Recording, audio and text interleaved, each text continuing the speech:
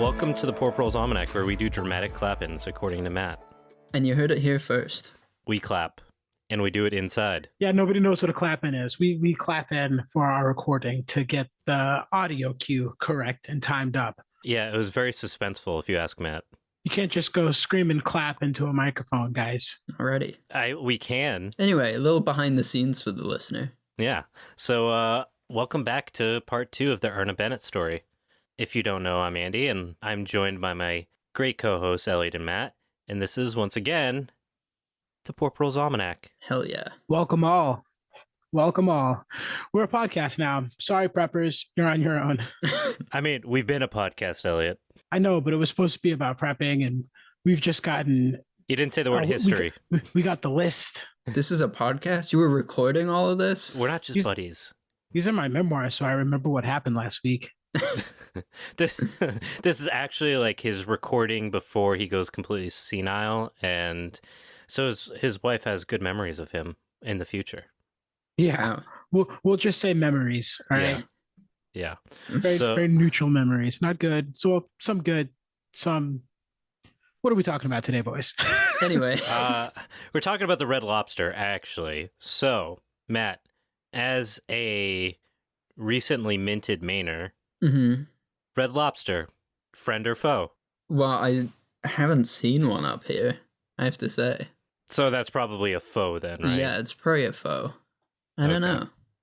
And by foe, I mean like F-A-U-X, not like... I mean, it could be F-O-E too, Friend or but... foe sounds like a good title for the fake cake shows. Oh, yes. We said it first, people. You heard it here. Should we pivot? Is this... Yeah, so we're not a podcast anymore. We're a fake cake show. Yeah. We're a fakery, actually. You can definitely produce that show, Matt. I'll be your intern. Okay, sweet. Let's get it rolling. All right, so today we're going to actually talk about something important. We're going to talk about Erna Bennett and the work she is doing. So the last time we'd spoken, she was just starting to work with the FAO because of her research interests, and she had been overseeing massive collections to document and store genetic diversity across the Mediterranean. Moving towards 1970, she continued writing papers and basically pushing for a more comprehensive understanding of genetic diversity and what it really means to protect that diversity. I mean, they're just throwing all the seeds in storage and calling it protection, right? Yeah, and she understood that genetic diversity was intrinsically tied to the fluidity of life. I know, sounds very... Is that the bumper sticker? That's a long bumper sticker. So early into the episode. Genetic diversity is intrinsically tied to the fluidity of life. Might be a good bumper sticker. Sorry. It sounds like a really, vague way of trying to, push, free love. Fuck everyone, right? I mean, yeah, I need to advertise. So the idea was that, the relationships with plants and the landscape around them is this really iterative process, right? And in that continually changing practice, seeds don't get stored indefinitely. So by putting them in these seed banks, they weren't engaging with that process, that evolution, that coevolution, right? And that was inevitably going to set up these plants for failure, since the ecological conditions and other species that they would co-evolve with would no longer exist. Okay, so it's like evolve or die. And that staying frozen in a seed bank isn't evolving because you're not a part of the ecosystem evolving with it. Yeah. Culture, that's not just a plant or living thing issue. It's also a cultural issue too, right? Cultures have to continually evolve or they die. It's like the movie Blast from the Past. You've seen that one, Andy. I haven't. I mean, I was just going to agree with you. Me neither. That is a movie. Matt, is it a movie, Matt? Confirm with me. He could be screwing with me. I don't know. I think it was Brendan Fraser. Oh, Brendan Fraser. And he got locked in a bunker because of the nuclear... During the Cold War, there was a nuclear scare, and his family locked him in a bunker for 30 years. And he grew up, he was 36, and he spent his whole life in a bunker, with late 40s, early 50s, propaganda. And then he came out and... There was still late 40s, early 50s propaganda. Just worse. Maybe he was 40-something, because I think he came out in the 90s. So... Sounds pretty good. But that was the movie. Post-Cold War would make a lot of sense. I digress. This is very related to the FAO. So, as she was doing this research and becoming more aware of these issues, she actually wrote a paper outlining the severity of the genetic loss and its connection, rather, its direct connection to the Green Revolution, which she submitted to the FAO, only for it to never be seen again. Weird, right? Totally normal for defenders of scientific rigor. Absolutely. Now, in an interview, she said she believed that it was likely because of lobbyist pressure, since her findings would have been detrimental to the continued growth of the Green Revolution.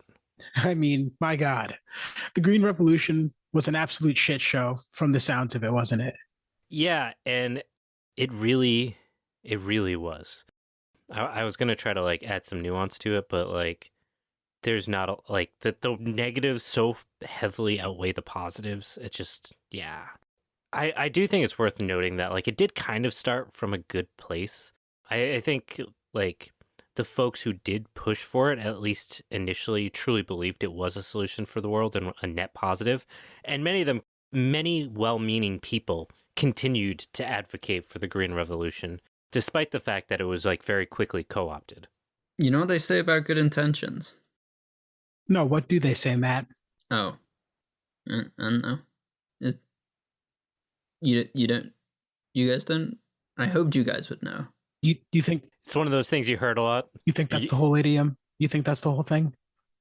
No? It's a Rickyism. Oh God, yeah. Isn't it about a road to hell is paved with good intentions or something? No, that would make sense. I'm pretty sure that's what it is. The road to hell is paved with good intentions. I really want to know what a Rickyism for that would be. Sorry, I can't come up with anything on that on the spot. Sorry, everyone.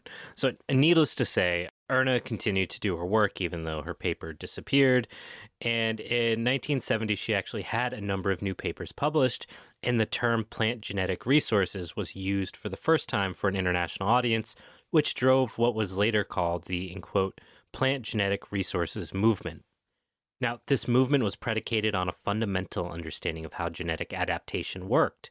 So her argument, along with like all the other genecologists at the time, was that adaptation to a new environment could not be attributed to specific singular genes, but the action of many genes at once. So the significance of this was that plans for crop improvement would at best be achieved through a combination of many genes, not by just focusing on one or even a few. What this really meant was that the genotypes needed to be saved, not just single genes that show a specific trait, which is how people were breeding plants at this point. I mean, like, from like today's biological perspective, I feel like this is like kind of common sense. We understand that like there may be a handful of singular genes most responsible for like specific traits, but genetics is far more complicated than like a reductive understanding that we can like plug and play one specific gene, except in like some rare cases. Right. Reminds me of what's his name, Mendel, when he came up with his pea plant experiment. But like the peas, wasn't that it? The The Punnett squares. Yeah, but he was doing it with pea plants. Mm-hmm. And we're gonna be talking about that next year. He was basically doing the physical observation of like, oh, I can see these traits in these plants, and like they're still basically trying to do that same plug and play where it's one gene at a time to see what happens instead of, many genes as a whole. Sort of like the scientists in Jurassic Park. They lied to me.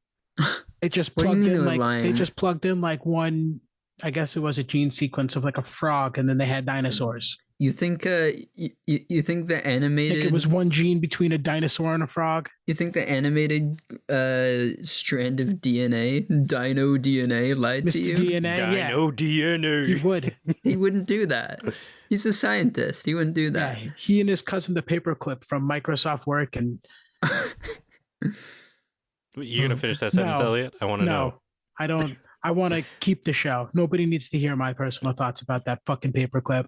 Hey, Elliot, I hate to ruin your paperclip binge, but anti-clippy. Wow, that is so problematic in 2023.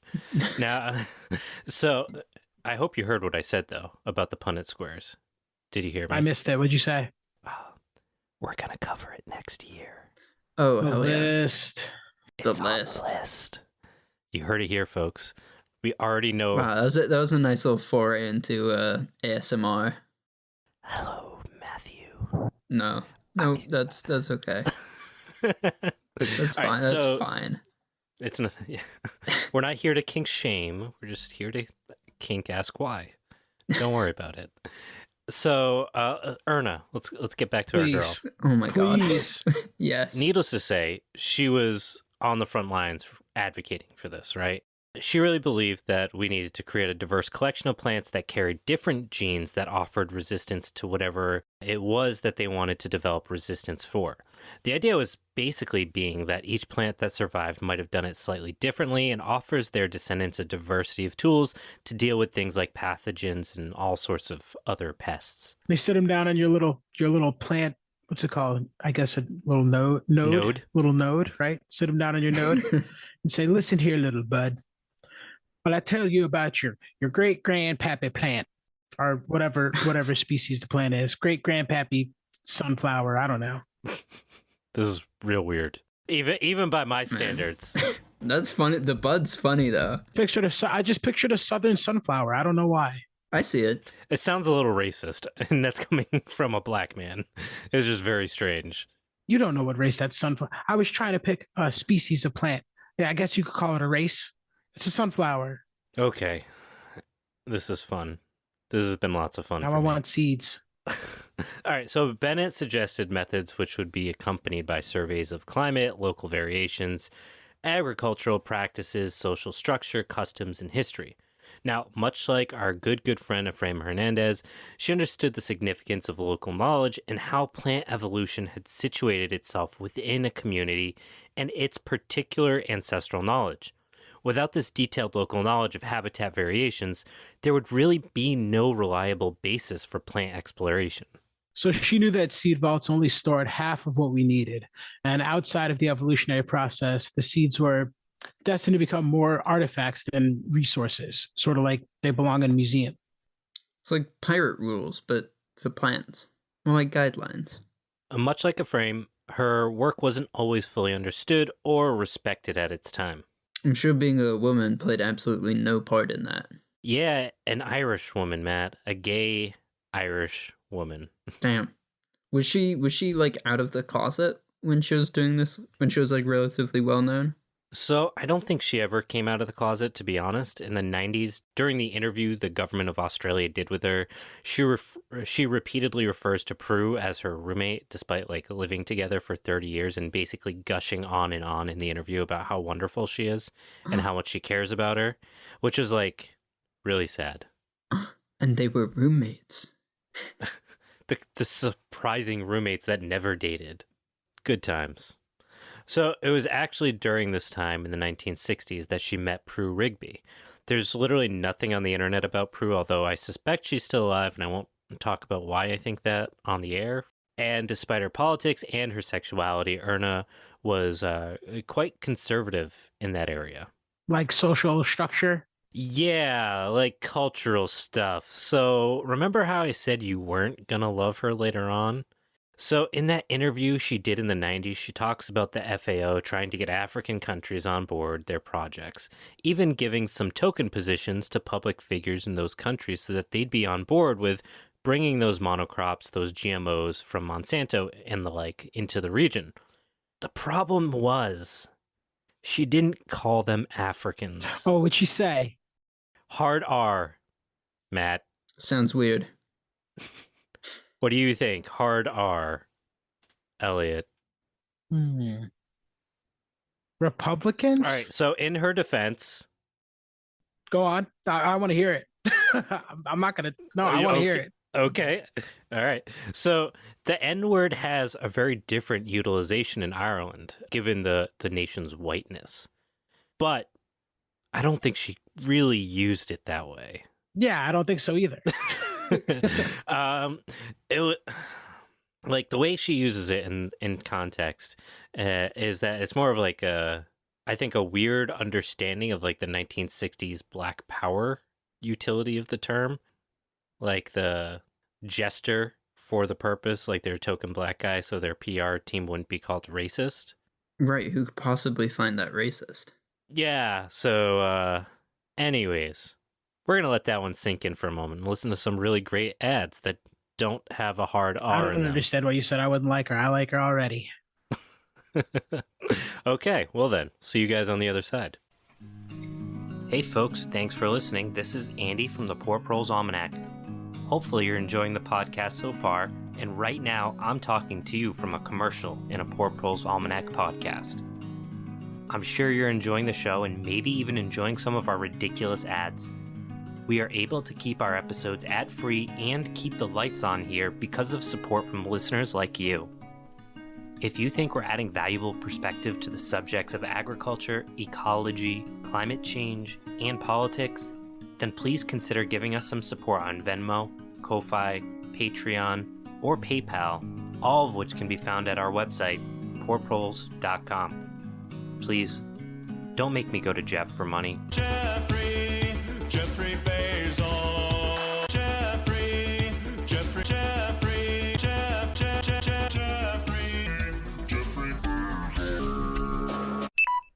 Okay, we're back with Erna Bennett. Bennett, with a hard R? Yes, exactly. She was always emphasizing a hard R. Herbal teas and so on. As she was doing all of her... Okay, that's really hard to do. Research. Yeah, we're done with this. She was butting heads with what the leaders, with basically all the big names in genetics. Now, Otto Frankl, who is one of the world's most renowned geneticists of the time, basically disagreed with Bennett's entire argument. Not necessarily in principle, but in practicality. One of his arguments was, in quote, what is the purpose of keeping land races in a dynamic state in their original site if the site itself is changing beyond recognition, end quote. I mean, it's not an incorrect assessment if you're thinking about capturing the genetic information, because it's becoming similar to genetics already available. But I think, based on what you've said, I think that it was much also to do with the cultural connection to the plants and that. Oh my god! Taking these. I think I can hear Jeopardy music playing. all right. No, I think you're right. He was, I want to say hopelessly pragmatic, and there's nothing necessarily wrong with having that voice as a piece of the conversation, but the solution wasn't going to solve anything other than maybe the most worst case world scenario being slightly less worse. All Otto Frankl is saying, you guys are long-winded as fuck. All Otto Frankl is saying is Erna Bennett didn't do it. She's not on point here with her theory. And he called her out. And so what did he do? Or what did she do? Basically, they just argued about this back and forth. They and were then academic wrote a book about together, it. so that's cool. Yeah, they were very academic. I love when they write books together. I think that's really cute. You know? And they don't thank each other, and the thank yous at the acknowledgements at the end. Mm-hmm. And there's someone else in the book that's hold on to your hats. Hold on to your hats. You'll never know the history of what happened to make this book be created that 3,000 people will read. Oh my God. So you read it. I did. You don't want to know what I had to read to put this episode together. I literally had to read the FAO minutes for the conferences. That sounds horrible. To but it was kind of interesting. I would just keyword search for certain stuff. But anyways, behind the scenes, it was around this time that Bennett started to really regret the way the work was changing how breeding was happening, and that crop adaptation wasn't happening on farms, but actually in breeders' plots and then being sold from there. Now, this was in very stark contrast to Frankl, who in fact worried that the genetic diversity being exposed to changing agricultural practices would lose what the genetics had been preserved for, which to a point is accurate, but also points to the invalidity of his whole system, right? That eventually those seeds are going to have to leave the vaults to go do the thing that they have to do, and they're going to evolve for those new conditions, no matter where they are. If you haven't noticed, they're kind of on two different paths here, and it should be no surprise then that Frankl was an avid supporter of the Green Revolution, believing that Bennett's plan would never do more than feed local communities, which, while his goal was in contrast to feed the world. Yeah, and I think it definitely points to very different understanding of what it means to feed people. The idea of the Green Revolution was basically Anglo countries saying that the rest of the world couldn't feed itself, even if they meant well, while Frankel's criticism of Irma is basically not really, like, critical. Like, isn't the goal of that communities can feed themselves? I mean, it sounds like he's arguing that communities are fundamentally incapable of feeding themselves. Or maybe even worse, that communities feeding themselves is actually a bad thing, and the Green Revolution was supposed to save people from having to do that. Very true. Yeah, and I think this is a really important point because, like, Frankel highlights here an important distinction between, like, Green Revolution idealists and people like Ephraim and Erna. The problem for folks like Frankel is twofold. People can't feed themselves without science, like Western science, to save them. But also, the idea of communities feeding themselves is ultimately bad because it means those people aren't free to do other things. Yeah, like productive things, like working in a sweatshop. I need some fucking new Nikes, Matt. I haven't had a pair of Nikes in a while, actually. Get those goddamn kids to work. Kids to get their tiny hands back to work on shoes that I don't need. America. Oh my God. Sweat harder. Jesus. America, make your children sweat harder for our cheap shit. And you know that's what? The bumper sticker. And I have always said that. But like seriously, it seems like the Green Revolution was like built on this idea of food being completely treated as a production commodity with like no cultural or community value outside of like strictly calories. And I think that's actually pretty obvious when you start to like think about how the crops are utilized and so on.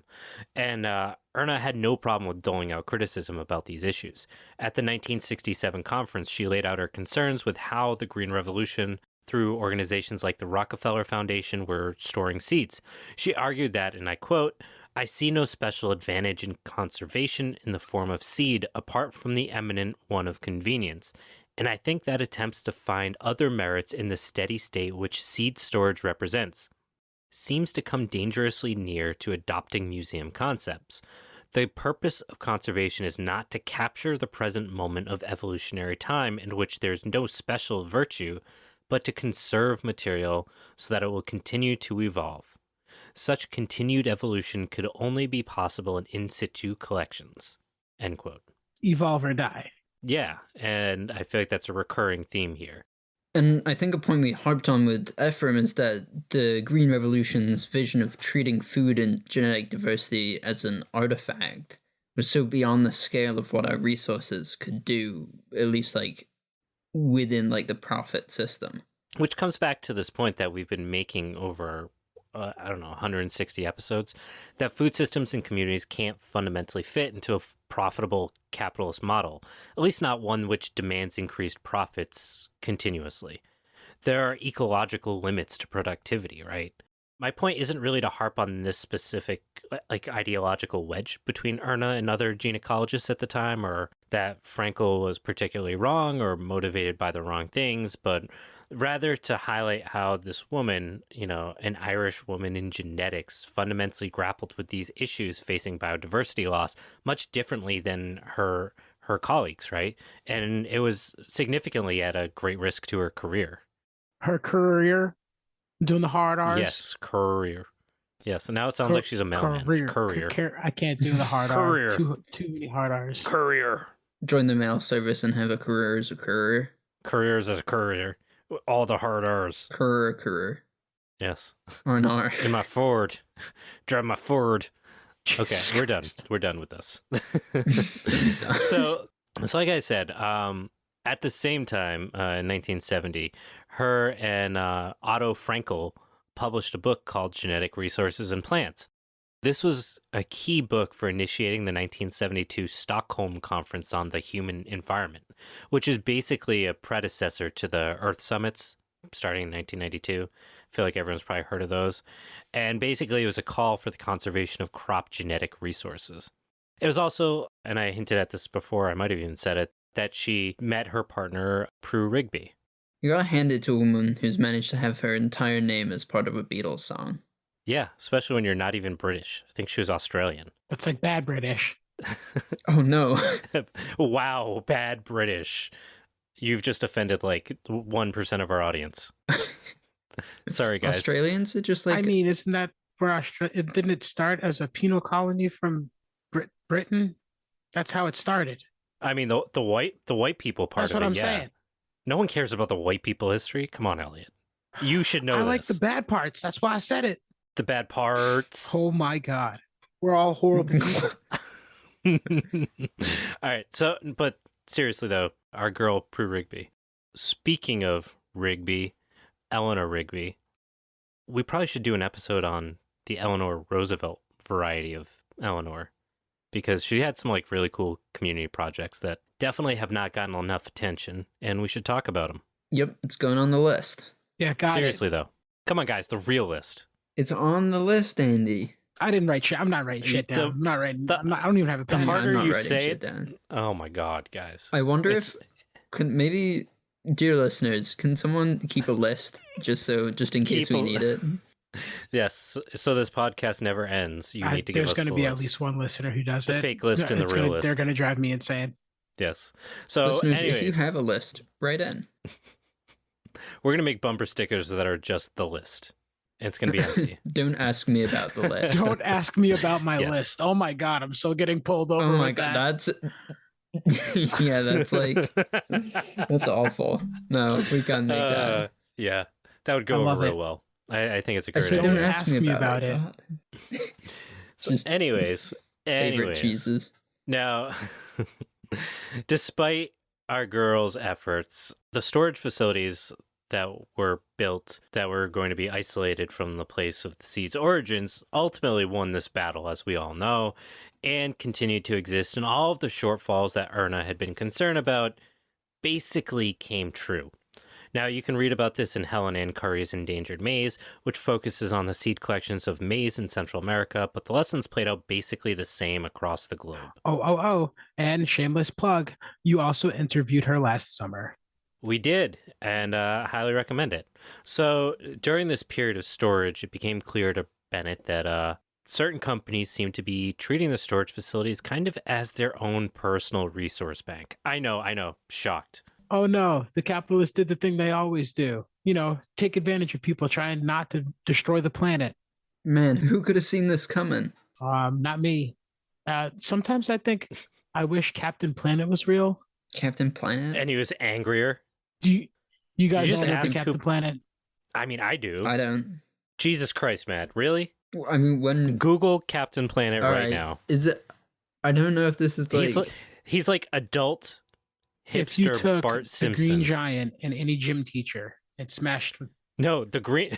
Captain the Green Planet Giant and the Planeteers. Oh, I've seen... The green mullet of justice. Wait. I've seen memes from this, yeah. Captain Planet and Bart Simpson together. Wait. No, the Green Giant and Bart Simpson together give you. He had a pretty gnarly Interesting. mullet. That mullet is epic. It's a green. Yeah, well, it's a green. Yes, it Four is. Seasons, 1990. If anyone else is confused. Oh, if you ever have time, Matt, smoke a little weed, watch Captain Planet. It's horrible and great. It's horrible and great at the same time. I'll add it to my list. Yeah, it's on the list. As it's we say extremely around painful here. to watch. It's like our podcast. It's extremely painful to Wow. What? Elliot. You know what? That's pretty good. Yeah. You should listen to my podcast. It's pretty painful to watch. Yeah. Oh, cool. You have a podcast? It's painful. Yeah, you should watch it. You guys don't watch podcasts? YouTube. We do have a YouTube. Someone is listening to this right now on YouTube. Just think about it. Wow. Shout out to our YouTube listener. All like 60 of them. We appreciate you. Yeah. So as I was saying, Erna, the fact that these went on to be like, have all these issues, right, was not a surprise to her. And it became most obvious what these collections were becoming, right? So basically, collections could either be targeted at general collection of materials for the sake of diversity, or collections were focused on specific plants. Missions under the FAO, in contrast to the work being done under Vavilov, were almost entirely focused on specific plants with high value, instead of working to protect genetic erosion across a diversity of species in what Vavilov called centers of diversity. I feel like maybe they could have found a better name than that, but it's okay. Listen, Matt, they're scientists, not, I don't know, Derek Zoolander? Yeah, so these these seed banks, they faced a number of shortfalls, right? From basically being directed by corporate interests to poor documentation and classification to many seeds just simply not being stored properly and going bad. Many sites were severely understaffed and simply weren't capable of even keeping track of what seeds were being stored in the first place. Further, as documented in the long as shit interview she gave in Australia, Erna noted that she had spoken with individuals who freely admitted that they were given explicit permission by their employers to try and buy seed collections to store for their own personal bank. Looking at you, Monsanto. Effectively, corporations were using the publicly sourced seed banks for personal discretion and to remove those seeds from the public bank when they thought they would be beneficial. Now, the pressures weren't just from the purchasers, but even people in the FAO who advocated for meeting with those purchasers.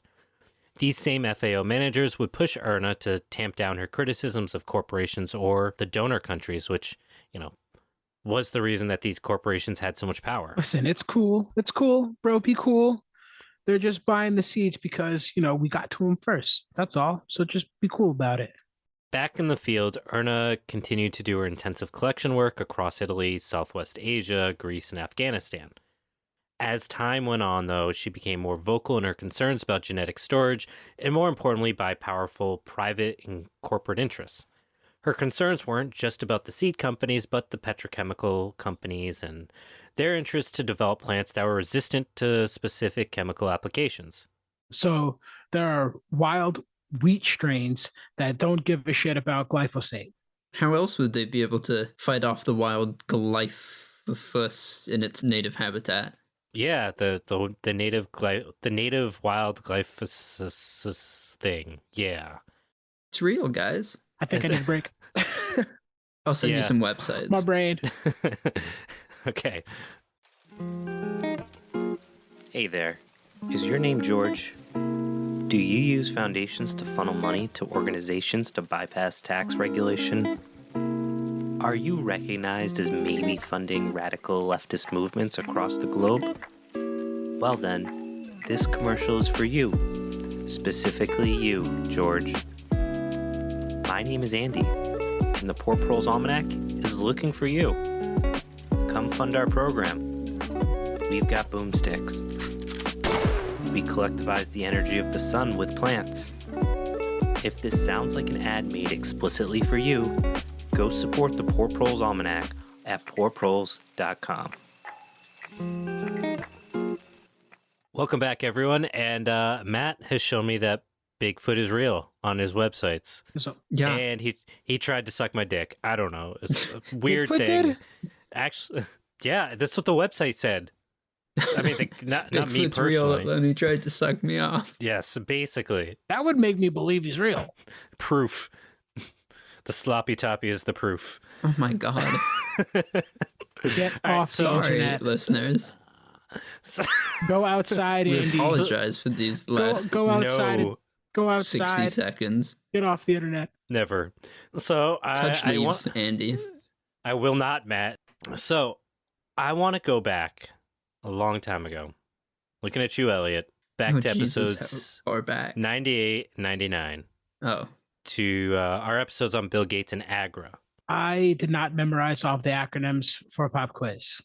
The African green culture. I didn't even know we had a test today. The African green revolution of Africa. A green revolution for Africa, yes. Now, the only one out of those acronyms that there were many, the one we care about today, CGIAR, like cigar, sort of, but not. We'll go with it. So while they were involved with the second green revolution in Africa in the 90s, they'd actually been involved in seed storage and collection in Africa since the 70s. So first off, despite their decades in Africa, they're actually a French organization. And not only are they a French organization, but they're actually largely funded by the US government, a whole bunch of countries in Europe, OPEC, among others, and quickly opened 15 international research centers to lead their research. In this process, they actually effectively outsourced FAO's work, and in that process, Erna and her team were cut completely out of research and storage practices. In basically creating these layers of nonprofit organizations, it became much easier to direct seeds and funding between companies and governments and just basically give the illusion that there was a diversity of players that were supporting and finding success in the Green Revolution, which drove further subsidies to bring petrochemicals and improved seeds to Africa, basically without criticism. Yes, the Kellogg's business model. You're talking about cereal, right? They own like all the half the cereal aisle at Kellogg's. And like half the frozen food section. Oh yeah, and that fucking Lego, the Eggos, not Legos. You can't eat those. And a bunch of snack foods too. You can. They just come out the other Painful. side. Yeah, so basically their response was, if you can't buy everything, just crowd them out, bro. So during this time, Erna was directed to explicitly not contact any researchers and to not connect with any other staff or attend any other meetings without explicit approval from her new boss. Erna described this time of her period with FAO by saying that she, in quote, sat around doing nothing, getting paid for it. I protested, I insisted, I stomped and hystericked, I fought, I scrabbled both with him, my division director, and the agricultural department director. I was totally encapsulated in a barrier that deprived me of all work. Oh my God. In 2023, when I go and ask all my colleagues that I work with, I'm like, hey, how's it going? They're like, living the fucking dream. So that's pretty much it. She was living the dream. Erna Bennett, anti-work. They're always so sarcastic about it. And that's hard R. Work. Yeah, she was very not Gen Z approved. Clearly. Now, with too much time on her hands, she ran for the FAO Staff Council and won, and went on to become president of the Staff Council, because what else did she have to do? So for 3 years during the early 70s, this was her main focus, during which time she led a strike for worker protections and wages and also set up a joint action committee, which oversaw approval of any public release from the director's journal. With this new power, suddenly the FAO were willing to give Erna basically anything she wanted to get her to step aside, because she controlled what came out for basically PR. It's like corporations have always hated unions, or something like that. I know, it's a shock. It's weird. Erna knew she couldn't stay working as the president of the staff council for her own mental health, at the very least. So after stepping down and soon becoming frustrated once again by the corporatist interests of the institutions around her, Erna had an opportunity to leave in a blaze of glory when a complaint about monocropped timber trees from the Forestry Department of Germany was accidentally handed off to her to be responded by the FAO. Someone else lost their job that day. Or he got promoted for, because it wasn't his job. The Not My Job award? Yeah, the Not My Job award. Yeah, so either way, it was a moment that Erna had waited for. She drafted up a response, fully criticizing the influence of corporate interests in certain projects and resources used by the FAO, and this was quickly rubber-stamped by the directors of FAO without reading because she wasn't supposed to have it in the first place, and it immediately caused an uproar about FAO documentation, highlighting the influence of corporations on their decision-making. And someone else lost their job that day. Yeah, so needless to say, FAO, CGIAR... Yeah, all the alphabet boys. All the countries who funded them and the corporations who were invested in these nonprofits weren't super thrilled about the very public and specific criticism coming from FAO's own desks, especially from one of the faces at FAO. I can only guess which one in particular was mad. Now, the FAO demanded that Erna redrafted her letter defending the investments and directives of the corporations behind the organization, at which point she decided her time at FAO had run its course, penning a letter about how she refused to rescind her position after 2 decades in 1981. Quietly, FAO asked her for terms of resignation, which allowed her to retire at 55. She later found out, unfortunately, that her boss had instructed their HR department to, and quote, get rid of Bennett at any cost. Yeah, I mean, if that's what my boss says when by the time I'm ready to retire, I feel like I will have succeeded. Oh, buddy, you're not even retirement age, and I bet they are already thinking that. Tell that to my back and knees, and I will kick your ass directly back across the pond where you came from if you ever say that to me again. Bennett went out on, a blaze of glory, basically fucking setting FAO on fire. Her first day of her retirement was May 1st of 1981. She spent the day joining the May Day March in Rome. She began writing heavily, incorporating her ecological positions with her politics, taking a leading role in the Australian Marxist Quarterly Journal as a board member, and pushing for coordinated action against the capitalist destruction of the ecology, stating that, and I quote, "If there is no other way to save a resource from destruction, they must break the law." Operative word, must. That tracks. Interestingly enough, after she left FAO, CIA representatives had reached out to offer her an opportunity to shill for CGIAR, which they wanted to basically replace FAO since CGIAR would operate explicitly outside of the grips of the public. Because of course they did. I know, shocking. I would not believe that they would ever do that to disrupt a nonprofit that was accountable to a number of countries. I can't believe that either. Our CIA, the guys who background check everyone I talk to on the internet, no way they're so protective of us on our phones and computers. Yes, they're doing it for your protection, Matt. That's what they tell me. Holy shit, the clicking on all my phone calls really did start after you came on the podcast. Jesus, Matt. So in response, Erna wrote a series of articles actually defending FAO and explaining why, despite the fact that FAO didn't live up to its potential, it could still be far more successful than CGIAR.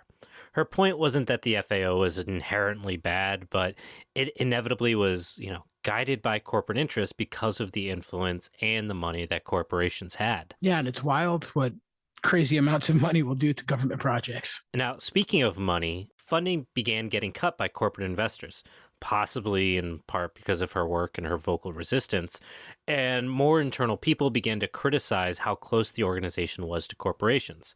Even CGIAR faced similar issues at this time, and the organization reached out to Erna looking for support and guidance on new board members to appease a wider audience to shore up funding. I wonder what they meant by appease a wider audience. Is that hard R? Wider. Hard R, wider audience, yes. So internal staff that had stayed in touch with Erna actually told her that the organization was significantly different since she left, and it was being managed much differently, and so on. And that if she just stayed on for a few more years, she would have been very much at home. I think the thing to keep in mind is that that organization probably wouldn't have changed if it weren't for her very public departure, right? Yeah, you gotta do a little demo before the renovation gets done. You gotta break a few eggs. I like it. You got to do a little demo before the renovation. I like the egg one better. You like to break a few eggs? Break a few eggs? Sure. I think I just watched Matt have a stroke trying to roll his eyes. My fucking nose is bleeding. So during the following decades, Erna's relationship with FAO actually improved because of these changes. And she was even invited to be a speaker at one of their conferences. In the 1980s, she moved to Australia with her partner, Prue Rigby, to join her family. In Australia, she continued to focus on her writing and focused on intermingling her politics with her ecological concerns, trying to bridge a gap in conventional Marxist literature between the Marxist politics and a lack of ecological, with the exception of actually the last, I think, decade, there really hasn't been any ecological framework for Marxism until I think there's some notebooks that got published, I think like 10 years ago, something like that, from Marx. So anyways, she was way before that time and had been trying to kind of fill that gap. So in 1994, in the Australian Marxist Review Quarterly, which she was heavily involved with, she actually said, and I quote, "Tree hugging is now just as much a part of the class struggle as is the struggle in defense of the dispossessed and landless poor, whose retreat into the forest had sometimes been, in the past, among the first causes of forest degradation.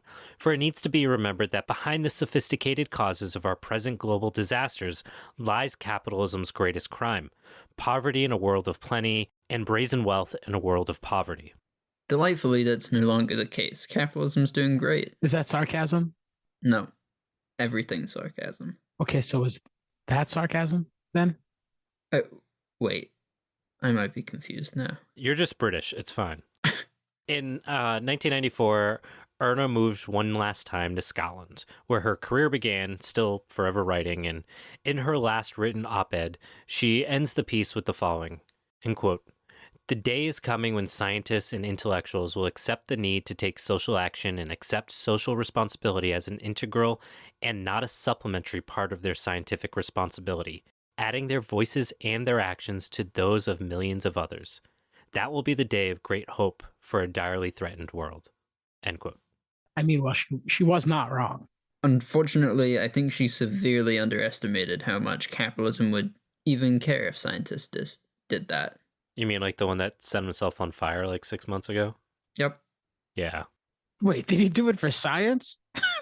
For climate change. Like as a climate change protest. So she died in January of 2012 at her home in Scotland with her partner by her side. Her work has largely been buried, and what little exists generally hides her politics. So despite the fact that she was very vocal and literate, and she has a wide swath of work that exists, it's nearly impossible to find a lot of it. So one of the things we'll be doing, I think, is trying to take some of her work and putting PDFs up of stuff that's been kind of buried, so that if folks want to read it, they can find it. We'll probably post it. We have I think it's a Rise Up or something like that we use. It's like a public Google Drive, basically. So we can toss some stuff up there. We've also uploaded all 4 parts of that Australian interview. It's like 3.5 hours. It's really interesting to hear her talk about her experiences. And obviously this is just a small snippet of that paired with the other stuff that we researched.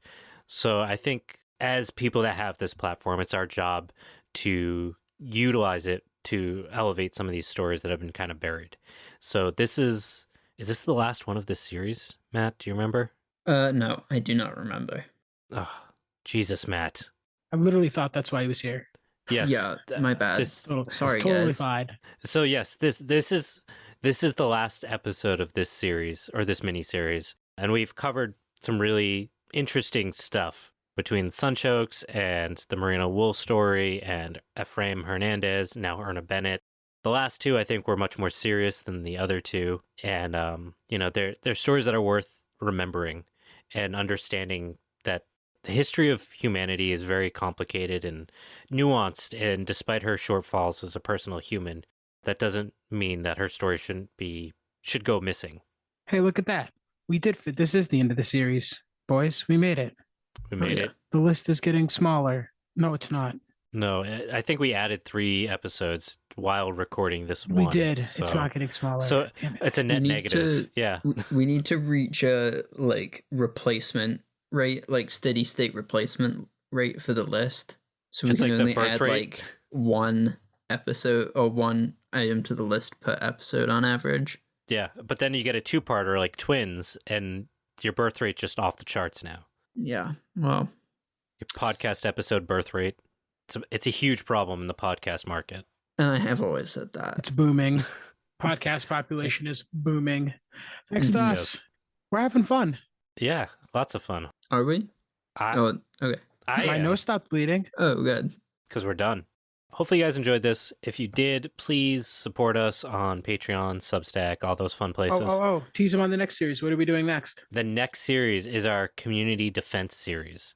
Hell yeah. And that's really fun. I think it's our darkest series so far. So it's interesting. A lot of, again, buried stories that deserve to get exposed to more people. Pretty sure I get to yell about taking heads again. I'm pretty sure you do multiple times. That's always fun for me. I am having fun. Yeah. I'm having fun again. That's coming up next, and we'll see you guys around to the next time we're here. So you can find us on social media. We have the Patreon if you'd like to get our episodes early, and try to put some bonus content in there. And we got the Substack. Our email. Join our email list because the socials they're being scrubbed a little bit. So join our email list. Get to our website. We got a website. And we'll be updating stuff there as well. Correct. Get some fresh memes on. Yeah, poorproles.com. On Instagram.com. Fresh memes hot off the press. Coming straight out of Andy's brain noggin. You don't just have to hear him. You can see him too. No, he's got no filter on the internet. He just says whatever. Upsets a lot of people. A lot of people. What's your weekly rate for arguments online? Oh, I don't even look at comments. I don't even go there. It's the opposite of our list. We're just losing followers left and right. No, we're doing pretty good. We should probably wrap this up though. So people don't want to hear about me talking about Instagram. That's just too much. Too much. Goodbye, dear listeners. Send us off, Matthew. Thanks for tuning in. Who are we, Matt? We're the Poor Proles Almanac, coming at you with that fresh, hot plant genetics content. Real niche. Booyah. See you on the next series. Hype man. That's me. Woo woo.